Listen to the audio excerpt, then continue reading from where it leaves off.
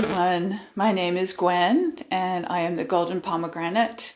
Today is the beautiful full moon in Virgo. It just started a couple of hours ago, maybe 5 hours ago.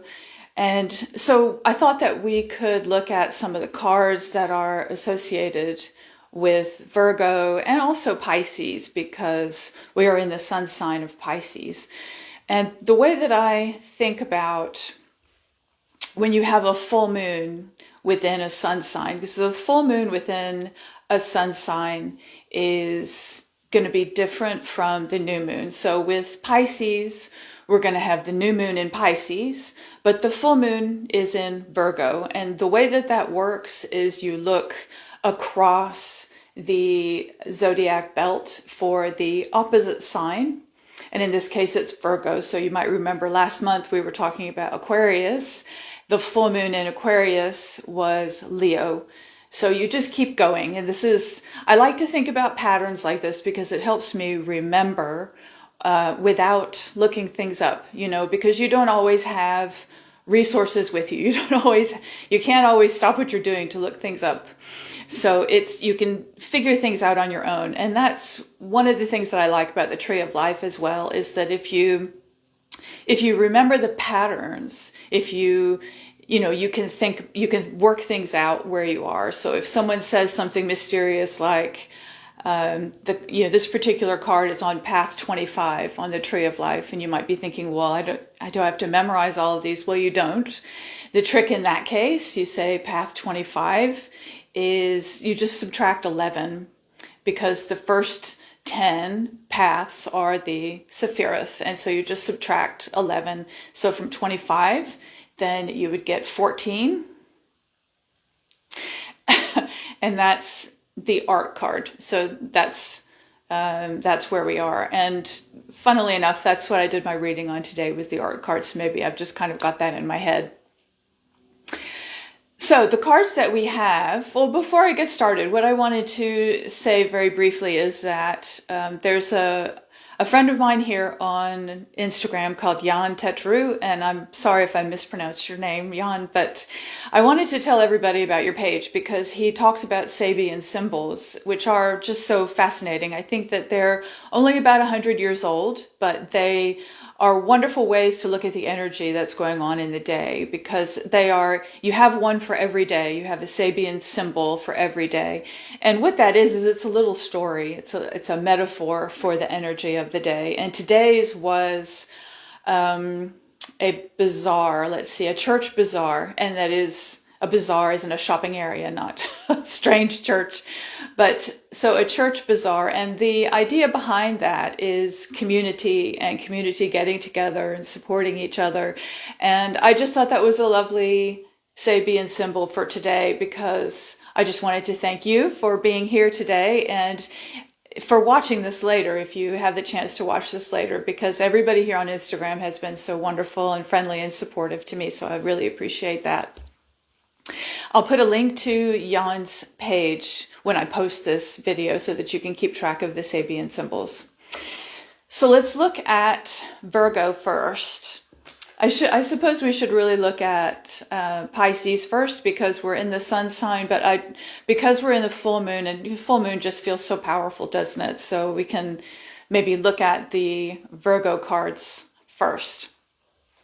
So the Virgo cards we have the Hermit, a lovely Hermit, and then we have the 8, 9, and 10 of discs. So, interestingly, we'll do Pisces. So we've got the Moon, which is, so this can be kind of a slightly confusing card. It's maybe not necessarily intuitive, because you might think, well, the Moon should be ruled by the Moon. But it's a very interesting connection. The Moon is ruled by Pisces, and the Priestess, or the High Priestess, is ruled by the Moon. So, of course, you have that connection. And you also have a very nice relationship between the Moon and the Priestess, because the Priestess is, like the higher aspect of the Moon, in the sense that the Moon, it looks scary. It has this reputation of being confusing and scary because we're down here on Earth and we don't really have that clarity that we have in the priestess when she's lifting up the veil so we can see behind, we can see what's going on behind the veil, and here we can't. So there's a nice connection there. But this is a Pisces card, and it does also make sense because Pisces is ruled by Jupiter and also Neptune. And Jupiter is expansive, so you're in this dream world, this all-encompassing dream world. And Neptune, of course, is like the sea, the ocean, and very dreamy, and can be confusing and deceptive. So we have the moon, and we have the 8, 9, and 10 of Cups. These are the Pisces cards. So I just want to show you on my fancy new Tray of Life here, which I did the whole thing backwards so that it would come out right. And the first thing I want to say, if you look at Malkuth at the bottom, so I managed to get everything so that it would reverse on Instagram, and then at the very end I messed up on Malkuth, because Malkuth is, you have 4 colors for Malkuth. And the reason you have 4 colors is because that's where the 4 elements come in. And they need to be the right kind of colors. And when you see pictures of the Tree of Life with these 4 colors, they're a little bit muddy. They're not really bright, very, very pretty colors. And the reason that is the case is because it's at the bottom. It's Malkuth. And Malkuth is here, and it's because when we get to Malkuth, things are, well, they are muddier. It's the farthest you can get away from Keter at the top. And so the colors are not very bright. But the mistake that I made at the bottom is I forgot to switch the colors. So the top and the bottom color are fine, the yellow and the black. But if you look at the red and the green, I should have put those the other way around, because the red should be coming from Hod, and the green, the kind of yellow green, should be coming from Netzach. So the colors aren't necessarily important for us today, but I just wanted to say that, and I'm going to try to fix it. I really do want to have to do this again. You know, I've done like 3 or 4 of these just to get this one, and so I was just like, I can't believe I didn't think about that at the end. I was so excited and so busy trying to find the right colors in my pencil box. So we'll deal with Malkuth being flipped over today. But what I wanted to show you, okay, is when we're looking at the 8s and the 9s and the 10s, if you find a way to hold this up so I can point to it. Okay, so we're looking at the 8s and the 9s and the 10s. So I also forgot to put the numbers on there, so I'll do that for next time. But so you're looking at Hod, Yesod, and Malkuth. And you can see that they form this nice little triangle. And this triangle involves also three majors. You have the sun in between Hod and Yesod, and you have the universe or the world card in between Yesod and Malkuth. And you also have the Eon card, and this is judgment in more traditional decks. The Eon card joins Hod and Malkuth. So one thing to remember when you're working with these cards on the end, like the Eon on one side and the moon, interestingly enough, on the other side, is that in traditional trees of life, in Kabbalah, in Jewish mysticism, they very often, maybe usually, don't have those paths. They don't have paths to connect Hod and Malkuth or Netzach and Malkuth. And the effect that has is it really isolates Malkuth, and it gives you a real feeling of how it's the whole tree of life coming back together in Yesod to create Malkuth. So you can still look at these paths. So when we're working with tarot, we still work with these paths, but it's just kind of interesting to remember that they're kind of they're like notional paths, if you see what I mean. And also, it's not the order. I mean, if you drew an 8 and a 10, definitely that's what I would do. But in the order, you go to the sun and then you go to the universe. So you can kind of think about how that works. What is being with the sun? I think the sun reveals things. And it is a very positive card, of course. It reveals things as you get to Yesod, and everything is coming back together, the 8, 9, and the 10. And then the universe all the universes together, and then that is that comes together in Malkuth at the bottom. And yeah, so Malkuth is, again, the colors are really bothering me. I'm sorry. This is me and all my Virgo cards, I guess. I have like 3 planets in Virgo, so I did this again, and I just couldn't bear to do it again, but it's bothering me now. Anyway, so here we go. So we have these 3 cards. Now, the other interesting thing about the 8s, the 9s, and the 10s, Hod, Yesod, and Malkuth, is if you think about the signs that we're talking about. So here we're talking about Virgo and Pisces. And in Virgo and Pisces, these are mutable signs. So mutable, there are 3 called modalities in astrology. I don't want to get too far into this because I'm not an astrologer, but there's a few things I've kind of picked up along the way working with the Thoth Tarot, actually. So these are mutable signs. You have 3 modalities. You have cardinal, fixed, and mutable signs. And this gives you an idea of what their energy is. So cardinal signs are like Aries, charge, go out there, start things. Fixed signs like Taurus and Leo, steady on, carry through. And mutable signs are flexible and they're changeable, and maybe they're ready to start something new. Gemini is another one, and so is Sagittarius. So we have Virgo and Pisces. Now, the reason I'm telling you about this is that on our tree of life, the 8, 9, and 10, that's where all the mutable signs are. All the mutable cards. So all your Virgo cards, all your Pisces cards, all your Sagittarius cards. You have the 8 of Wands, which is such a lovely card. This is Mercury and Sagittarius. And all your Gemini cards. All the swords are Gemini cards. The sort of tough cards down here at the bottom. And the reason, again, is like I was saying at the beginning, if you remember the pattern and the way these patterns work, then you don't need to have your Tree of Life books with you. If you're traveling and you want to think about, well, where are my Aries cards? What are they going to be? What are the Aries cards going to be? And you can look at your Tree of Life and know that since we're doing 8, 9, and 10 at the bottom, we can look ahead to Aries and know that they're going to be at the top. And Aries are 2, 3, and 4, and that is Chokmah, Bina, and Chesed. So again, I'm sorry, I forgot to number these. But that's where your Aries cards are. And Aries is a cardinal sign. And the others that are up there, cardinal signs, are your Cancer cards. So your 2 of Cups, Venus in Cancer. And let's see, Mercury in Cancer is the 3 of Cups. And I think the Moon in Cancer is the 4 of Cups. And they're all up there. So the other cardinal signs, wading on bravely into astrology, the other cardinal signs are Libra and Capricorn, right?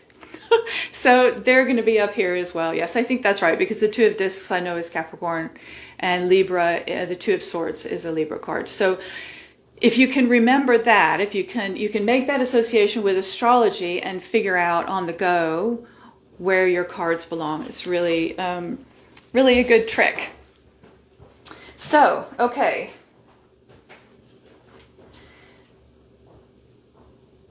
Right. So let's talk a little bit about, I've got notes this time because last time I forgot to say half of what I wanted to say. So I'm sorry for referring to my notes off to the side. But so let's take a little look at the minors. And I have 2 decks to compare the minors to this time. I have my beautiful Radiant Rider-Waite, and I also have the Magickal Tarot, which Claire told me about. Thank you, Claire. This is a wonderful deck. I don't think it's in print anymore. I found it secondhand on eBay, and I mean, some of the prices are quite amazing. So look around. I managed to find one that was a good price, but it's an absolutely beautiful deck. So I just want to show you these cards real fast.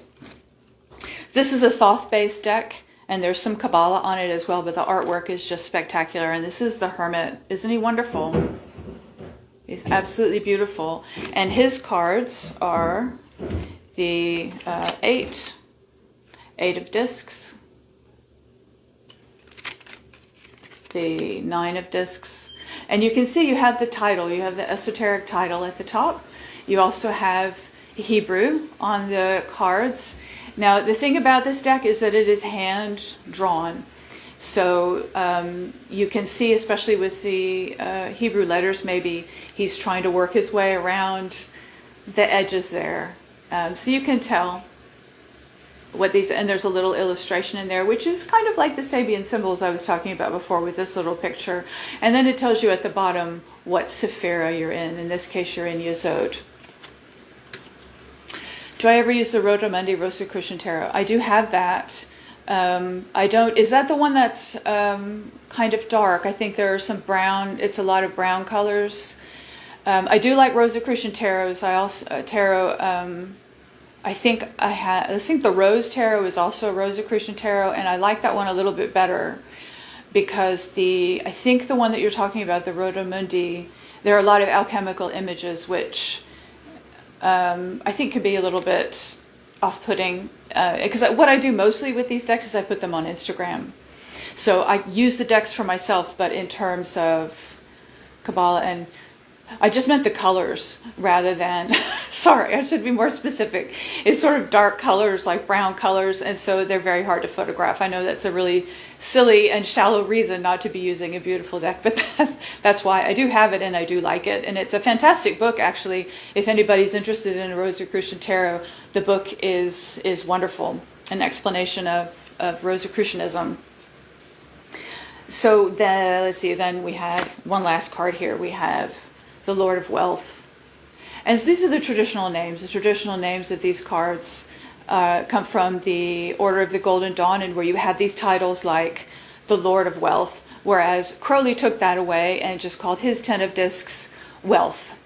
And one of the reasons I think he did this was to kind of simplify the magic out of it, not magic with a K, but the kind of mystery magic, like the sleight of hand, because the Golden Dawn was very protective of their teachings and their information. And, you know, I think that I can see the point. You know, you don't want this stuff being out there, people discovering it in the newspaper, for example, and not really having any background to it. Nowadays, we've got the internet, we've got access to all kinds of books, and so it's a different situation. I think Crowley was definitely very forward-looking in that respect. So, beautiful cards in this deck. And one final thing before I move on, because, you know, sometimes tarot decks have one special card. And this has what's called a riddle card. And when you look at it at first, you might think, oh, this is one of those cards that goes at the front that you just kind of put to the side when you're doing a reading. But this is a riddle card, and it's like a koan. There's a puzzle in the middle. So I think it's, you think about things in a different sort of way when you're reading a koan. You know, it doesn't make logical sense. You have to think about it and then stop thinking about it and think outside the box. That's what people always say about it. So I'm just going to read you what this says, because around the edges, it says, earth, water, fire, air, gathered in a garden fair, put in a basket, bound in skin. If you answer this riddle, you'll never begin. So if you answer this riddle, so you can think about it. And I don't know if I want to tell you what I think the answer is, because I think that, you know, if you get the answer, it's saying if I get the answer, then I've got it wrong. But I think actually that's part of the koan, is that it's, you know, it's human, bound in human skin in a basket of skin. I think that's probably us. And so if we're thinking about,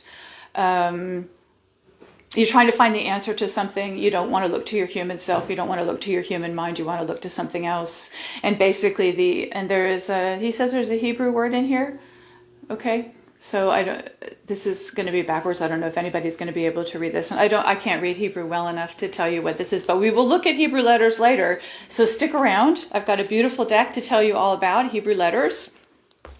So that's a wonderful deck. So let's talk about, okay, what should we talk about first? Should we talk about cups first, or discs? I like the discs. I do like the discs because the Nine of Discs is one of my favorite cards in any deck. It's just such a beautiful card. We'll start with the Eight of Discs.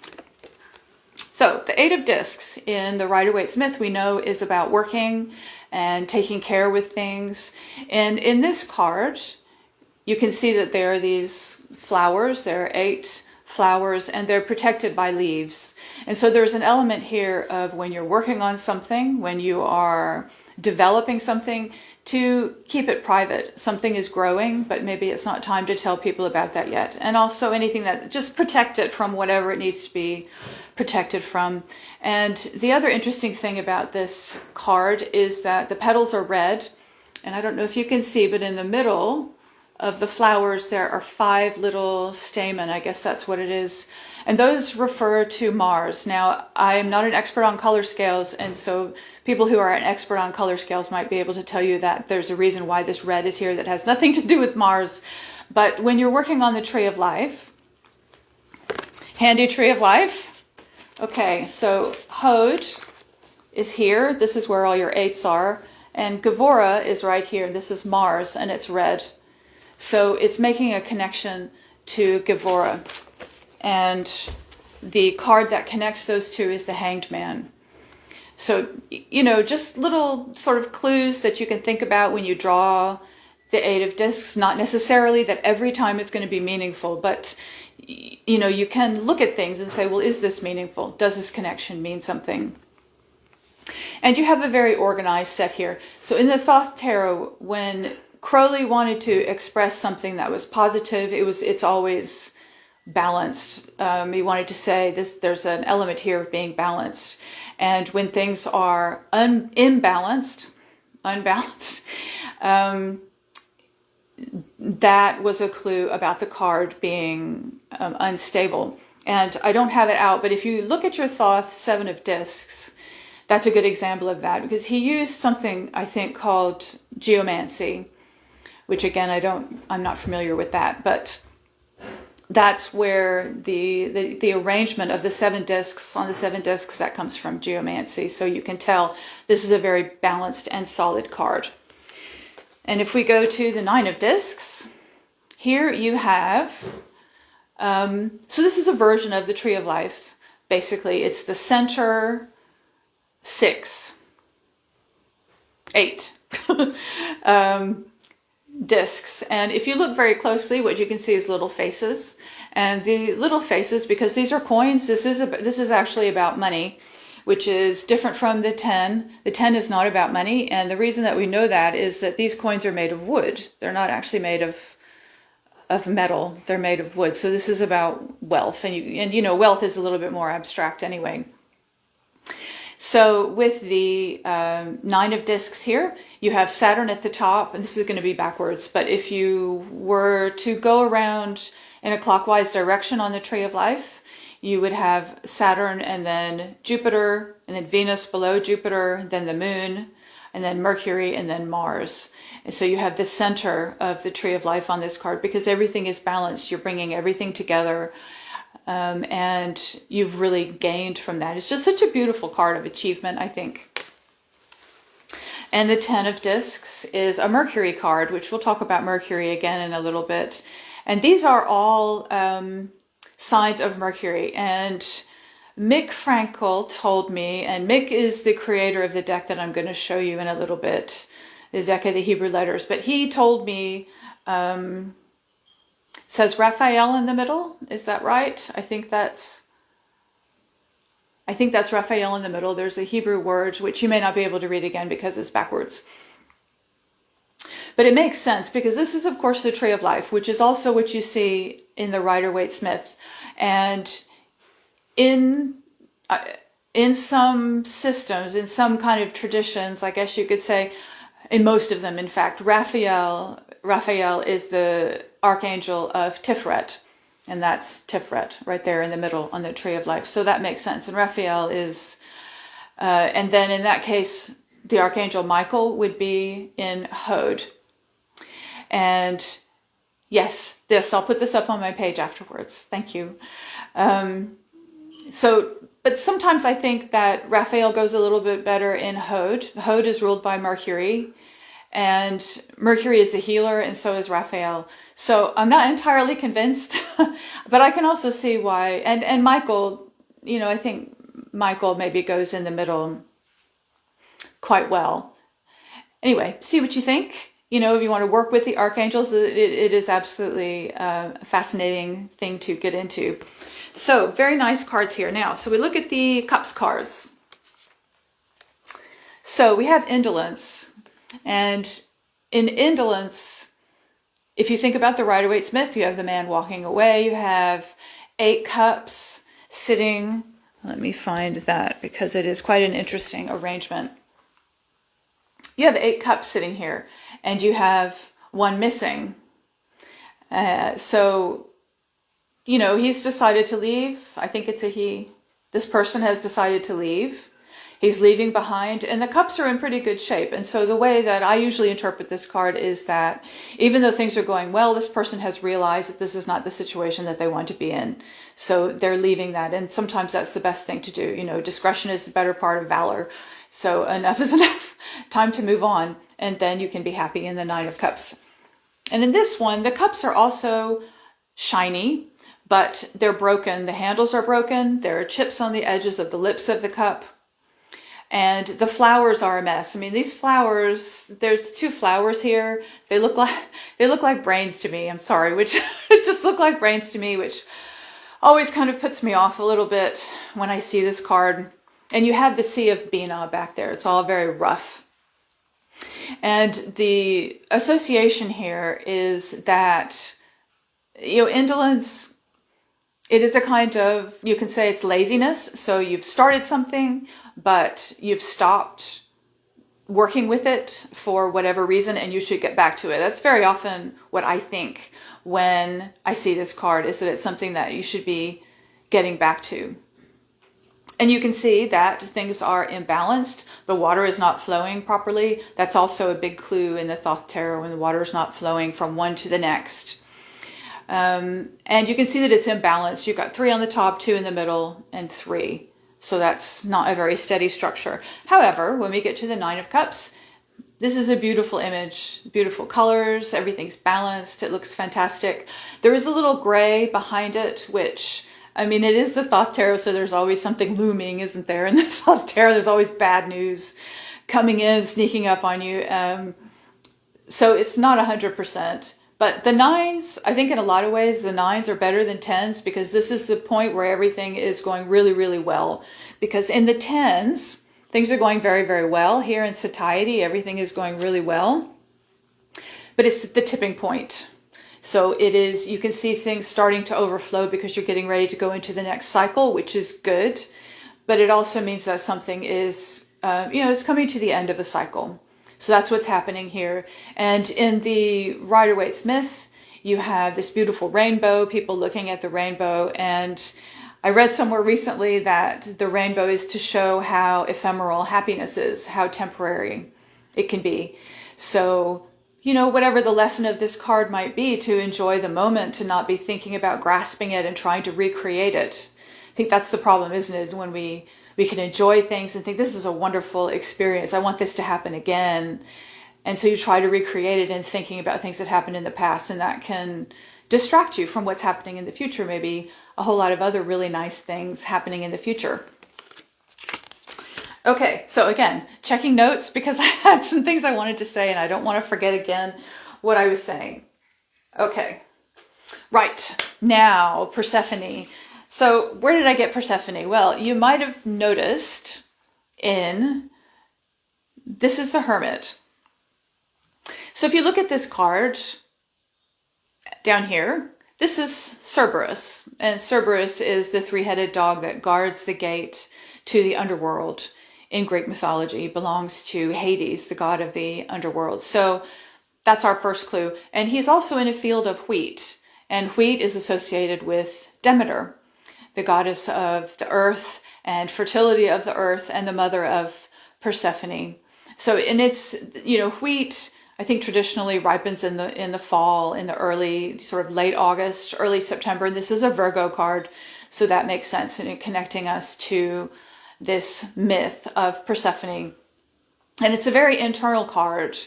In this journey, you're going into, when you think about the myth of Persephone, you think about journeying inward into your own inner world, coming back, and maybe it's not it's not always that pleasant, is it? You have the moon. Where's my moon? You have the moon, and it's usually kind of a scary card because we don't know what's going on in there. But once you've gone through that, you come out triumphant, and it's spring again. I think that's the metaphor of the story. Now, my connection to Mercury here. Virgo is ruled by Mercury, so there's already one connection. If you think about this card, what's happening here? He is going into, maybe he's going into the underworld, like Mercury. Maybe this card is like Mercury. Mercury goes between worlds. He's a psychopomp. So he takes the souls from one world to the next. He travels between worlds all the time. And so maybe the Hermit is doing that kind of thing too, because he's going into inner world back and forth. So you have this kind of relationship between Mercury and this card. So maybe this is the Magus. Maybe we can say that this is an iteration of the Magus. And this is one of the fun things that I like to do with the Tree of Life. And I'm going to talk about this in my book. So if it doesn't make sense, I hope that it will make sense later. So you look at the paths and find the ones that mirror each other or that reflect each other, ones that are going the same direction or that are continuances of each other. And if you look at, you find the Hermit, it's over here, and then look up and on the opposite side and you see the Magus. So there is a kind of parallel, and you can see that it crosses Da'at in the middle. And I'm going to talk about Da'at in a minute too. So you had this kind of mirroring relationship between those two cards. Now, what does that tell us? I don't know. I think these are some of the secrets of the Tree of Life, because when I work through in a reading, work through these kinds of connections, I always see something. There's always a message there. So it's worth plotting your cards on the Tree of Life and seeing what the relationship is there. So, okay. Right. Hebrew letters. So, in the Thoth Tarot and in the beautiful Magickal Tarot, you have Hebrew letters, and you have the Hebrew letters on the cards. This one is here. It's little, and it's here. They move around on this deck for some reason. So this one is Yod, and this one is Qof. This is Yod, and this is Qof. Now, again, these are backwards, but this is what they look like. This is from the amazing deck of the Hebrew letters by Mick Frankel, and designed the artwork by James Douglas. And I have the original, the first edition, which comes with a lovely little book, a lovely little handout. But if you get the second edition, there's a booklet with meditations and all kinds of associations with the Hebrew letters, because it is an absolutely fascinating aspect when it's fascinating in its own right, the meanings of the letters, because it's not just an alphabet. There's all kinds of associated meanings with these letters. And these letters are creation. This is how the world is created, was through this alphabet, especially this letter. This is a very special letter. This is Yod. It's a flame. It's a little flame. And it is the spark of everything. It's the beginning of everything. It is why you have, the Hermit has a lantern. That's why the Hermit has a lantern, because you have Yod. It's a little flame there. And this is what he's doing, is he's bringing light into darkness. So that's wonderful. And the other interesting thing about this pair of cards, this particular pair of cards, is if you look at the moon, in the center, in that yellow bit in the center, you see, I hope, you see some little squiggles there. Well, there are 9 of them, because this is 18 and 1 plus 8 is 9. And they are 9 of the letter Yod. So there is a connection between these two cards already existing. I think Crowley and Lady Frida Harris were trying to tell us about that. So that's pretty wonderful. So, what is happening? I think what is happening is when you have the Virgo full moon within Pisces, it's all about it's about your subconscious, because the Qof, the symbolism for Qof is the back of your head. And so that's usually interpreted as your subconscious mind, which you can think of as kind of a neutral ground between us and divinity or spirit, in your subconscious. And so you have dreams there, you have intuition. That's where your intuition, when you're awake, maybe inspirations happen. This is where things combine. And so you have Qof, and so what you have in this context is Qof as the moon, the sun sign. So this is kind of our environment, is our subconscious, and you have this spark within it. So this is like the energy of what's happening with the Virgo moon within the Pisces sun. So pay attention to your dreams. I've been having some amazing dreams, and see if they reveal something unusual to you. And obviously, like the riddle card that we were looking at before, your dreams are kind of like koans. They're not going to make logical sense. Why are you having a dream about this person? Why are they doing these things? It's because it means something else. It's not, it's not transparent like that. So maybe, meditate on it, go to sleep thinking about a dream. I read once, somebody said, think about when you're going to sleep, think about your dream and, see if it will explain itself. So that's quite interesting. I think that's a fun thing to do. The other thing I wanted to point out is that, oh yes, I have to see, where am I going to start with this? Okay, we're talking about these two cards as being underworld journeys. And you have the underworld journey of Persephone here. You have the underworld journey of the moon. But there's something even more specific here to actually the underworld. In this card at the bottom, you can see there's a scarab beetle and there's a sun. And then there's this kind of line here.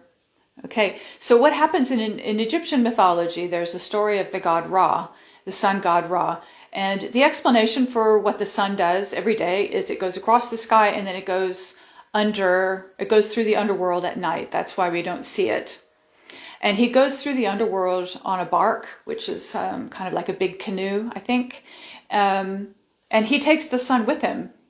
So this is the sun coming back up. So he also is going on a journey through the underworld and bringing it back up. The sun coming back up in the morning, which is lovely. And of course, then the next card is the sun, is 18, sun is 19. That's pretty cool. And one final fun thing is in that story, in the Ra story, I just discovered this a couple of weeks ago and I was amazed. And this is maybe an arbitrary association, but I think there are connections with old languages.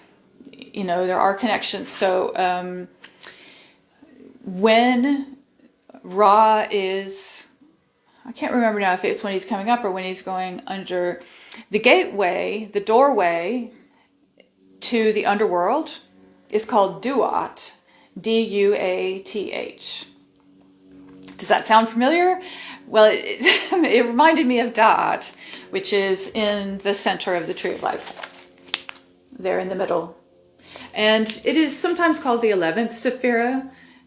We don't assign any cards to it. It's a very mystical place. It's the word Da'at, I think, means knowledge. It's a Hebrew word. I don't know if, it means knowledge. And so it's the place, it's a place of faith as well.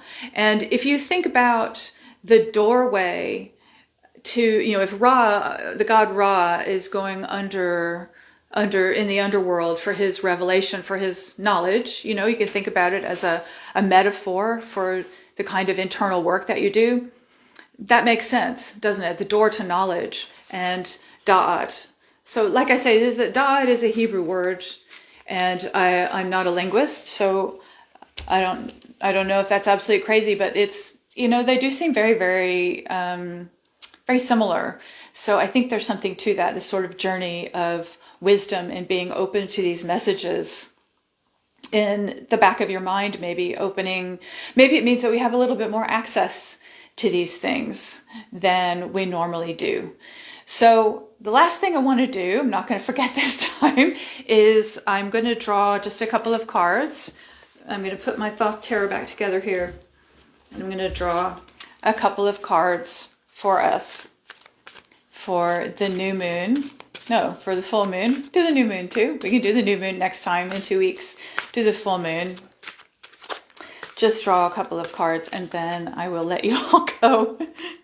Okay, so we have Three of Wands and we have, oh, the Eight of Cups, my least favorite card, and the Six of Discs. Okay.